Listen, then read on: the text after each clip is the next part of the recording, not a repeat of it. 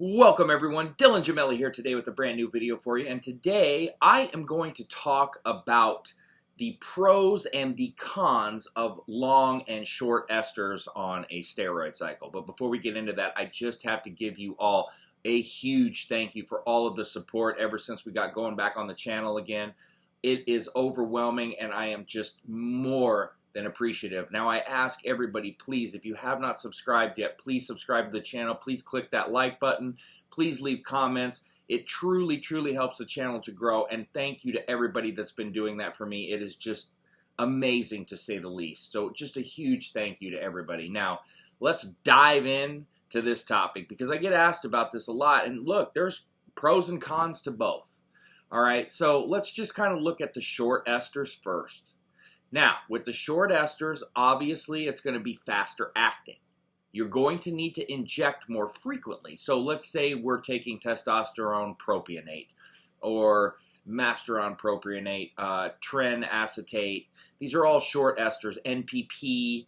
So essentially, instead of injecting twice a week, you're going to be going every other day.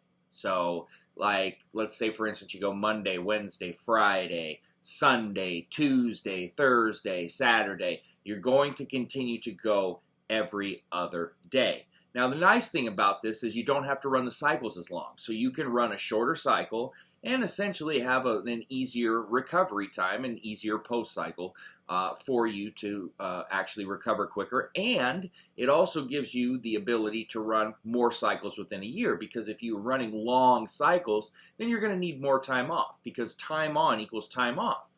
In general, that's the minimum amount that you want to rest. So let's just say, for instance, you're running a short ester cycle for 8 weeks. Let's say test prop and trenase. One of the other things that's nice is you don't have to sit and wait 2 weeks or 3, depending on what you're running, for esters to clear for you to start your PCT. Generally, you can start PCT in about 3 to 4 days. 3 days generally, just once again, depending on the esters or the compounds, excuse me, that you're using. But with NPP, you may want to wait 4 to 5 days. But regardless, it's a much shorter process just in general.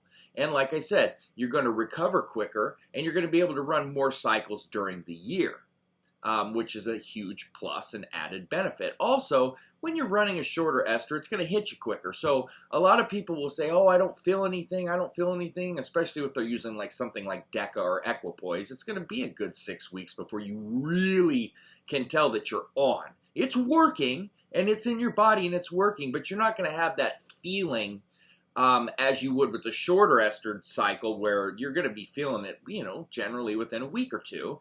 And it's going to give you a nice jump start. Now, if you're on a longer ester cycle, a lot of people will run an oral as a kickstart, and that'll get them going and have them feeling something, you know, quicker. But in fairness, you know, the shorter esters will hit you a lot quicker. Now, let's take a look at the pros of the longer esters.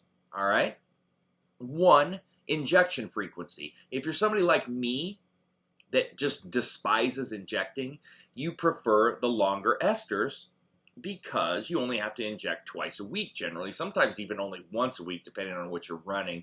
I am more of the comfort and belief that twice a week is better on everything just for blood stability. That's arguable, and there's different sciences and studies and things like that. That's just IMO, in my opinion. There's arguments for and against, and some of the things are a little bit harder to prove than others.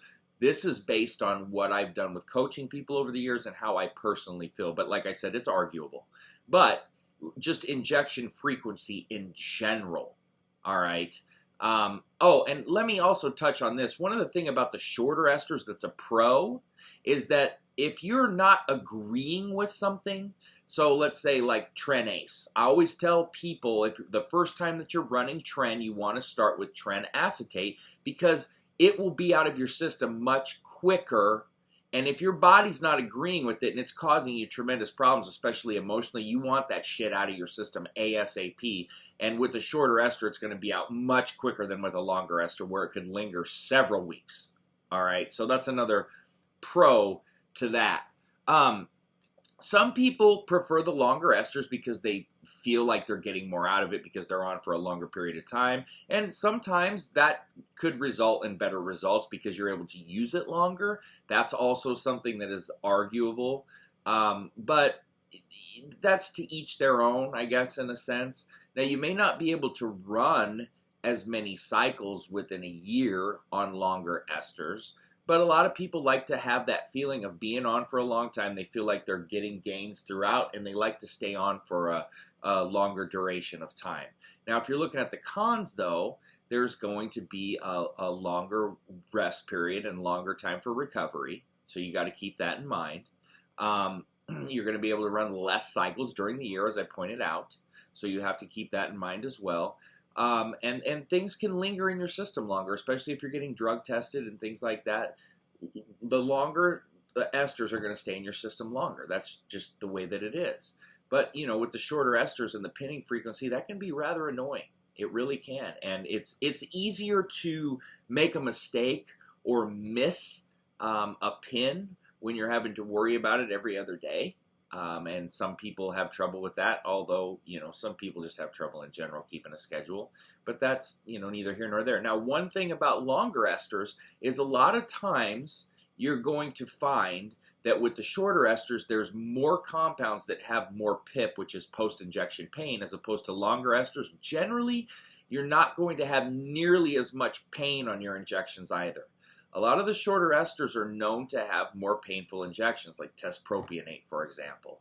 And higher concentration levels will do that too, but and then that's dependent upon the compound. But let's say you're doing an oral, like an injectable Winstrol, for example, which is obviously shorter. That's an extremely painful one. When you take boldenone cypionate as opposed to undecilonate, which is the longer ester of boldenone or equipoise, you're going to find that it's very painful as well. So that's something to keep in mind. Really, it just boils down to your preference, what you prefer, what you're comfortable with. It's not as though you're going to get this massive amount of better results on one than the other. So just keep that in mind. But there are pros and cons to both. I do find that there's probably more pros to the shorter esters in general, but once again, that's subjective to the person. Even though that I find more pros with shorter estered cycles, I generally don't ever run them because of the frequency of injecting, and I fucking hate it. I mean, and I always have. I'm not scared of needles. That don't bother me. I'm covered in tattoos. Clearly, it doesn't shake me one way or another. It's more or less the annoyance for me personally, but you know, it is what it is. So that being said, stay tuned for plenty more to come. Dylan Gemelli, signing off.